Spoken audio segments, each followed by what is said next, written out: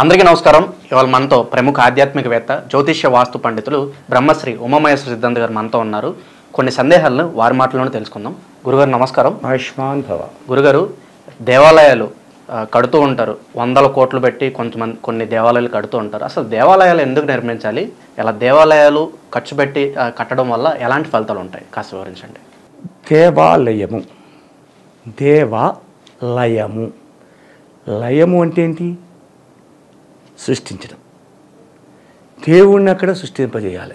దేవాలయం ఎందుకు కడుతున్నారు అని అడిగారు. దేవాలయం అనేది పూర్వకాలంలోని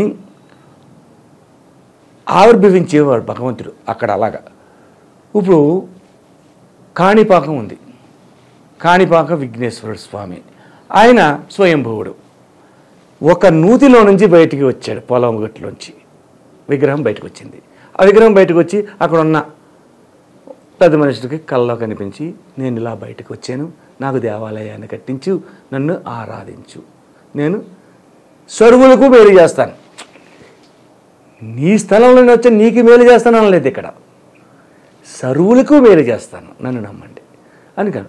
మహానుభావుడు వచ్చాడట, ఇలాగ వచ్చింది, నాకు కళ వచ్చింది, నాకు కళ్ళ కనిపించాడు, ఆయన నిజమో కథ చూద్దాం రండి అని చెప్పి 10 మందిని తీశారు. నిజంగా అక్కడ నూతిలో నుంచి ఒక విగ్రహం కాణిపాకం వినాయకుడు బయటకు వచ్చాడు.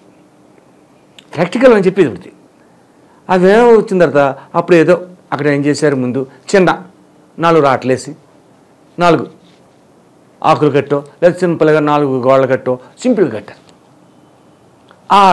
ఆ కట్టిన దాని తర్వాత అది ఆ దేవుణ్ణి నమ్మి కొలిచి విఘ్నములన్నీ తీరి సంతోష సమయాలు పొందుతున్న పరిస్థితి కలిగిన కాడి నుంచి ఆ విగ్రహం కాస్త, ఆ గుడి కాస్త ఇప్పుడు కాణిపాకం గుడి ఎంత పెద్ద గుడి, ఎంత ఐశాల్యం పెంచారు, ఎంత విధానాలను మార్చారు, ఎంత నమ్మకంతో ఉన్నారు.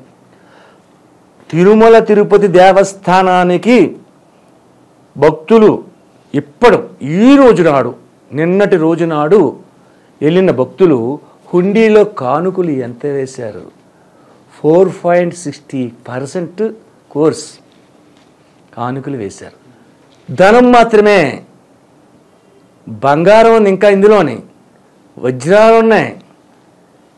అంటే దేవాలయాలకి దేవుణ్ణి నమ్మినందువలన ఉపయోగకరమైన పరిస్థితులు పొందారు. దేవాలయాన్ని వ్యాపారం చేయలేదు. పూర్వకాలంలో మహారాజులు దేవాలయాలను నిర్మించారు. పెదకాకాని, గుంటూరు దగ్గర పెదకాకాని అనే ఊరు ఉంది. ఆ ఊరిలో భ్రమరాంబ మల్లికార్జున స్వామి దేవాలయం. ఆ దేవాలయాన్ని నిర్మాణం చేసింది ఎవరు? శ్రీకృష్ణదేవరాయలు. ఆ కాలం నాడు దేవాలయం. ఆ దేవాలయానికి ప్రాముఖ్యత కలిగి ఉండాలి. కొన్ని కాలం అయిన తర్వాత అక్కడ ఇంకొక రెడ్డిస్ అయిన వచ్చి రాహుకేతువులని విగ్రహాలు చేపించి అక్కడ ప్రతిష్ఠ చేశాడు.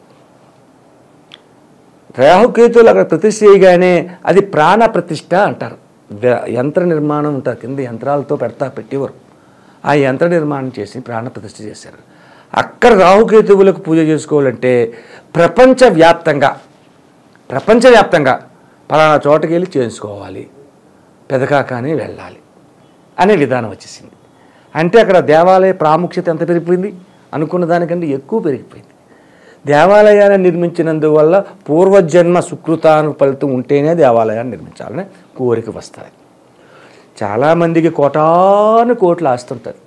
కోటాను కోట్లు పిల్లికి తెచ్చం పెట్టడం, ఎవరికి అన్నం పెట్టడం, ఎవరిని చూడడం. ఎవరిని చూడకపోతే మానే, కన్న తల్లిదండ్రులైనా చూడరా బాబు అంటే అది కూడా చేయడం. ఓల్డ్ ఏజ్ హోమ్, వయసు అయిపోయింది కదా, ఓల్డ్ ఏజ్ హోమ్లో పడండి నిన్నే అని పెడతారు. ఇటువంటి మనస్తత్వం కలిగి ఉన్న వాళ్ళకి దేవాలయాలు కట్టే అర్హత ఉండదు. పూర్వజన్మ సుకృతాన్ని ఫలితం ఉన్న వాళ్ళు దేవాలయాన్ని కడతారు. ఆ దేవుడు కూడా వాళ్ళ దగ్గరికి వచ్చి కనిపిస్తాడు. అయితే దేవాలయ నిర్మాణం చేసినందువల్ల ఉపయోగం ఏమిటి? మంచి క్వశ్చన్. దేవాలయ నిర్మాణం చేసిన వల్ల ఉపయోగం ఏంటి? ఏ ఉపయోగం లేకుండా ఎందుకు చేస్తాడు ఈ రోజుల్లో మానవుడు? ఈ రోజుల్లో కాబట్టి ఉపయోగం ఉంది. ఏంటి ఉపయోగం అంటే భక్తికి భక్తి, ముక్తికి ముక్తితో పాటు ధనానికి ధనం. వ్యాపారం అయిపోయింది. దేవాలయంలోని ప్రస్తుత కాలం వ్యాపారం అయిపోయింది. ప్రతి వాడు కూడా నువ్వు గుడికి వెళ్ళు, దేవుడిని నమస్కరించి గంట కొట్టో, నమస్కరించో, హారతి బళ్ళని పట్టుని వచ్చాడు, నువ్వు రూపాయి అందులోని 2 రూపాయలు కాయిన్ వేసావు, ఈ శటకోపరం పెట్టి టక్కని కొడతాడు. 3 వేలు ముట్టుకే అయిపోయి ఎవరైనా చేయాలి అంటాడు. అదో 50 రూపాయల నోటి, నీ పేరేటి బాబు, గోత్రం ఏంటి, ఇవన్నీ అడిగి అవి చెప్తాడు, గంట కొడతాడు, శుభ్రంగా వ్యాపారం. అలాగే ప్రతి వారి దగ్గర కూడా ఈ యొక్క దేవాలయంలో అనకూడదు అంటాను. ఒక పంతులు గారు కూర్చుని ఉన్నారు. నేను ఒక సిద్ధాంతిని. నేను దేవాలయంలో నమస్కారం పెట్టుకున్నాను, దండం పెట్టుకున్నాను. అక్కడ ఒక ఆవిడ కూర్చుంది, పంతులు గారి దగ్గర కూర్చుంది. పంతులు గారి దగ్గర కూర్చొని, ఏమండి మా ఇంటికి ముహూర్తం పెట్టండి గృహప్రవేశానికి. ఈవిడి ఒంటి నిండా నగలున్నాయి, కొంచెం ధనవంతురాలు, ధనికురాలు, భర్త కూడా పక్కన ఉన్నాడు, మంచి సౌష్ఠంగా ఉన్నాడు, ఆయన కూడా ఒంటి నిండా బంగారం ఉంది, ధనవంతులని తెలుస్తుంది, ధనవంతులని తెలుస్తుంది. వాళ్ళిద్దరు కింద కూర్చున్నారు. అయ్యవారు ముహూర్తం పెట్టండి. ముహూర్తం ఎలా పెడుతున్నాడో చూద్దాం. నేను మామూలు సామాన్య భక్తుడే వెళ్ళాను. ఈ రుద్రాక్షమాలలో ఈ బొట్లు అత్తమానం ఉండవు, మామూలుగా ఉంటుంది, చిన్న బొట్టెట్టుకు వెళ్తాను. అలా వెళ్ళి ఎలా చెప్తున్నాడని చెప్పేసి చూశాను. ముహూర్తం పెట్టేశాడు. ఏదో ముహూర్తం పెట్టాడు. ఆ ముహూర్తాన్ని చూశాను. వీళ్ళ నక్షత్రం కూడా చెప్పాడు, అడిగి చెప్పాడు, చూశాను. ఆ ముహూర్తం కరెక్ట్గా లేదు, నాకు అనిపించింది, నా పరిజ్ఞానంలో నాకు అనిపించింది.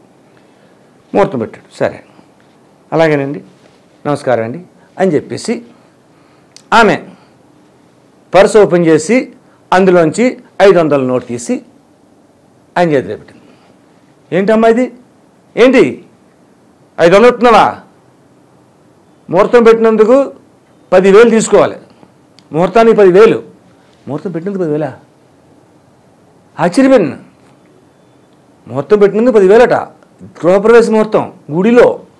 వాళ్ళు కిక్కుని మానలేదు, మాట్లాడకుండా ఆ భర్త బ్యాగ్లోంచి 10,000 రూపాయలు కట్ట తీసిచ్చాడు.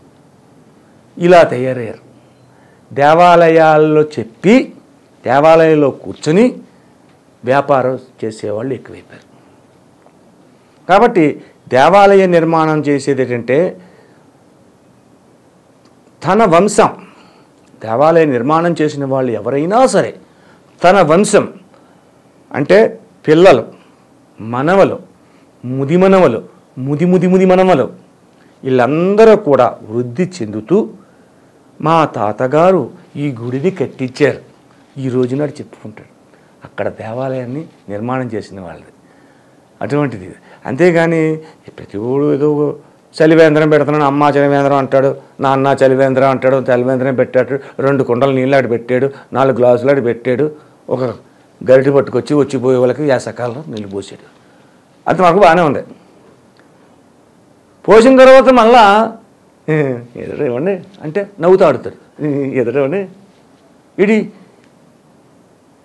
అక్కడికి వచ్చి చలివేంద్రం చెప్పి నీళ్ళు పోసిన దానికి వీడికి 5 రూపాయలు ఇచ్చే బదులు 2 రూపాయలు ఇటు వాటర్ పెట్టుకుని తాగొచ్చు కదా, వీడికి ఎందుకు ఇవ్వాలి? ఇన్ని దూరం ఉంటాయి. కాబట్టి ప్రతిదీ కూడా వ్యాపారం అయిపోయింది. చదువు వ్యాపారం అయిపోయింది, వైద్యం వ్యాపారం అయిపోయింది, విద్య వ్యాపారం అయిపోయింది, మామూలు రకరకాల దేవాలయం వ్యాపారం అయిపోయింది.